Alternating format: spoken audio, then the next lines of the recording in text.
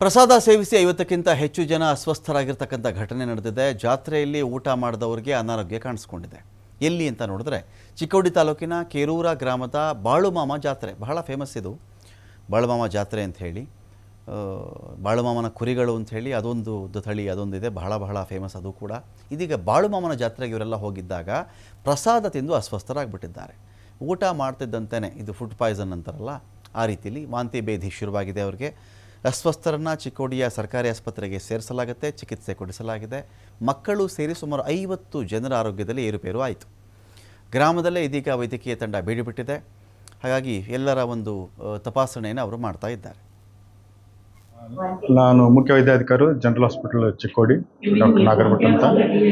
ಇಲ್ಲಿ ಬೆಳಗ್ಗೆ ಕೆರೂರದಿಂದ food poison ಅಂತ ಹೇಳಿಕೆಸಿಂದ 10 ಪೇಷಂಟ್ ಬಂದಿದ್ದು ಬೆಳಗ್ಗೆ. ಆಮೇಲೆ ಇಲ್ಲಿವರೆಗೂ 30 ಪೇಷಂಟ್ಗಳನ್ನು ಅಡ್ಮಿಟ್ ಮಾಡ್ಕೊಂಡಿದ್ದೆ.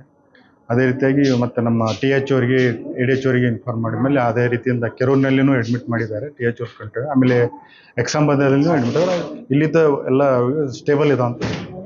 ಪೇಷಂಟ್ಗಳು ಏನಾಗುತ್ತೆ ಅವರು ಹೇಳೋದು ಫುಡ್ ನಿನ್ನೆ ಒಂದು ಜಾತ್ರೆಯಲ್ಲಿ ಆಹಾರ ಸೇವನೆಯಲ್ಲಿ ವೊಮಿಟಿಂಗ್ ಮತ್ತು ಲೂಸ್ ಮೋಷನ್ ಅಂತ ಕಂಪ್ಲೇಂಟ್. ಮಕ್ಕಳು ಟೋಟಲಿ 30 ಜನ, ಅದರಲ್ಲಿ ಮೇಲ್